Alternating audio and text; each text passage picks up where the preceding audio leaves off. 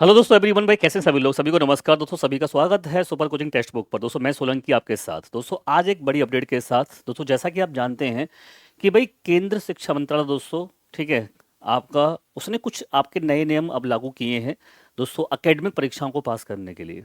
जैसे दोस्तों आप जानते हैं कि पहले आपका 8th और 5th में बच्चों को फेल होने से नहीं रोका जाता था, उनको पास कर दिया जाता था।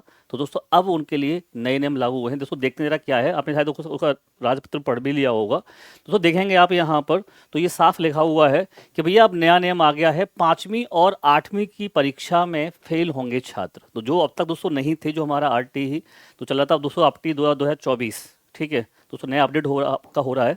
तो दोस्तों उसके अंदर इन्होंने साफ कहा है कि केंद्रीय शिक्षा मंत्रालय ने नए नियम लागू किए हैं।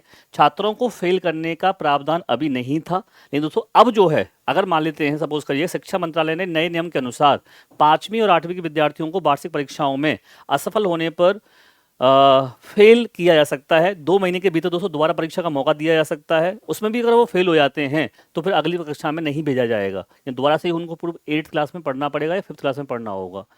तो दोस्तों अभी तक 8वीं और जो आपकी 5वीं कक्षा थी दोस्तों, उसमें फेल करने का प्रावधान नहीं था। वर्ष 2010 और 11 से 5वीं और 8वीं की बोर्ड परीक्षाएं बंद कर दी गई थी और दोस्तों विद्यार्थियों को अगली परीक्षाओं में क्या है, भेज दिया जाता था। दोस्तों इससे हुआ ये कि जो इस गुणवत्ता है, शिक्षा गुणवत्ता दोस्तों, उसमें कमी आई और दोस्तों गिरावट आने की वजह से अब दोस्तों दोबारा से क्या किया जा रहा है, उसी चीज़ पर ये आ रहे हैं। तो ध्यान रखिएगा, ये जो है इन्होंने साफ लिखा है कि शिक्षा मंत्रालय के स्कूल शिक्षा और साक्षरता विभाग ने इस संबंध में अधिसूचना जारी की है और इन नियमों का संक्षिप्त नाम निःशुल्क अनिवार्य बाल शिक्षा अधिकार संशोधन 2024 है।